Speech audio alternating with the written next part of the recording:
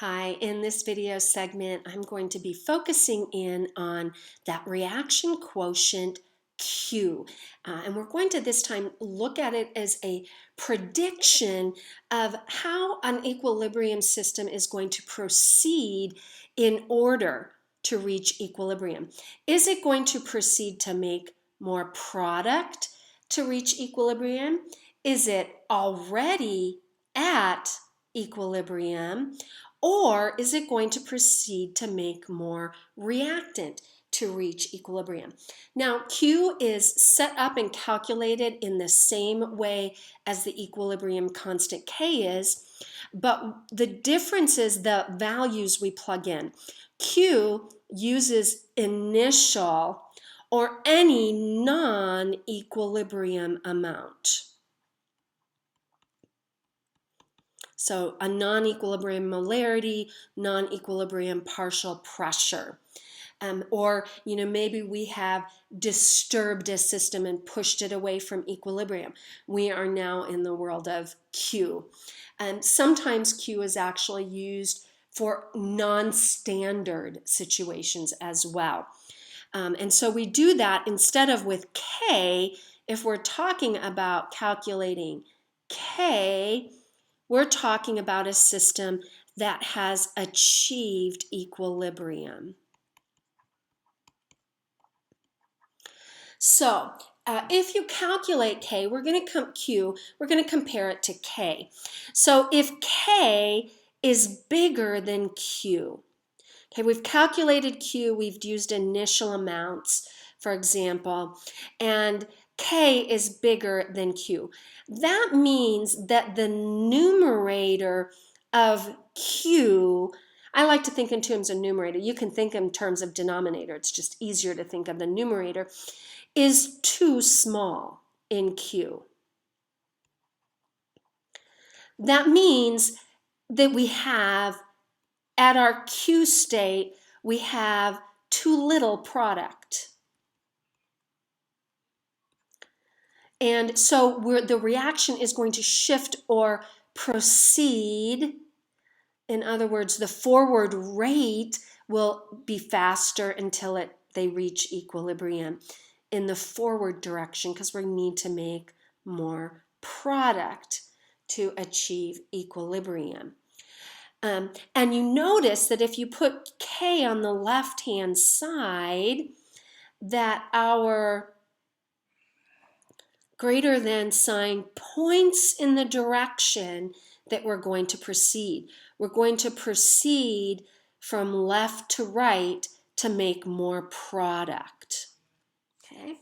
Now, if, on the other hand, Q is equal to K, that's not too small or too big, I don't have too much product or too little product, and there's no change. We are at equilibrium, so there's no change. If K is less than Q, that means Q has a too large of a numerator. So the Q numerator is too large. Whoops, that should be an L, not a T. So the Q numerator is too large. That means in my Q state that I'm evaluating, I have too much product. And if I have too much product, the only way to get rid of product is to consume it to form reactant. And so the system will proceed to the reactant side to reach equilibrium. So I will consume that excess product and form more reactant until my rate forward is equal to my rate reverse, and I reach equilibrium again.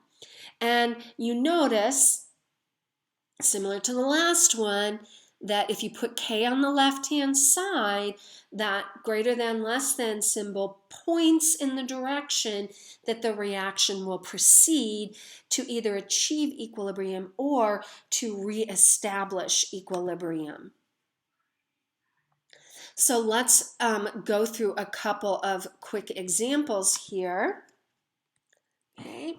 If we have these initial, that little knot there would mean at time equals 0, or those are our initials. We're setting up what I call a rice table. Rice stands for reaction, I for initial,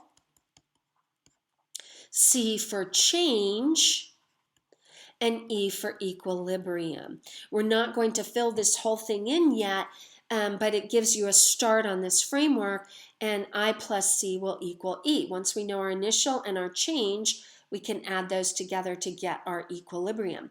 But I want to show you we have initial amounts right now, so I'm going to put them in the I row. So I have 0.100, none of this, none of this. We don't even need to calculate Q. I mean, Q is 0, by the way, but there is no option for this system except to proceed to form product. Okay, so that means I've got to consume reactant, and I'm going to form product to reach equilibrium. Now, had this been a stoichiometry, we would have known how much, what the change was. It would be the limiting, if there was a limiting, or it would proceed 100% to use up all of my reactant. In this case, I don't know. So I'm going to put an X there, and since that's a 1-to-1 mole ratio, that's going to be plus X. Since that's a 1-to-1 half mole ratio, that's going to be 1/2 X. And so to finish my table, and we're going to be done with that, I would have 0 plus 1/2 is 1/2 X. 0 plus X is X. Okay, and we would plug that into our equilibrium constant expression. Let's look at another scenario where our initial amounts have been altered. This is 2 and 0.1 and 0.1. Now, since I have both reactant and product, the question is, which way will this proceed to reach equilibrium? So that's when you're going to have to calculate Q. And when you're calculating Q in these types of problems, Q is always from initial amounts. I wish we could put a little subscript there, but it's not common. So just know that Q is from initial amounts.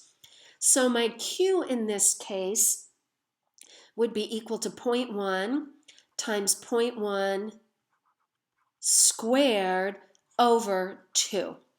And so what we find is that Q is equal to, if you do that math, if I did that math right, and you always want to check my math, just in case when I was in a hurry or tired I made a stupid mistake.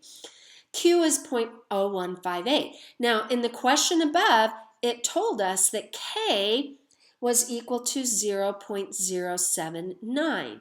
So K is greater than Q. Remember, if you put K on the left-hand side, it's now going to point in the direction. We don't have enough product, so that means I need to form product. The only way to form product is to consume reactant. And so that would be a minus X plus 1/2 X. And now when we got to our equilibrium amounts, we'd have 2 minus X, 0.1 plus X, and 0.1 plus 1/2 X. And man, this is looking like confusing algebra. But the good news is in most classes, and maybe not once you get into college, but certainly for AP and IB, you do not have to use a quadratic equation. So you don't have to worry about that. If you're in college, you really want to learn your calculator well and learn how to do that quadratic equation using your calculator. Okay, we have one more scenario. In this case, they are all 2.3 times 10 to the minus 4th to start. No, that one's to the minus 4th. This one is to the minus 3rd, and this one is to the minus 3rd. And I plugged that in, and I found that Q was equal to, in this case, 0.480. 0.480. And when I compare that to my K value, where K was 0.079, I find this time that Q was greater than K, or K is less than Q. Keep that K on the left-hand side. It points to the fact that we have to form reactant and consume product in order to reach equilibrium. Okay? So, hopefully this gives you a good introduction to Q. You really want to wrap your mind around that little letter and its little applications very well, because it's a pretty important concept. Thanks for joining me. I hope I was able to clear some muddy chemistry waters for you.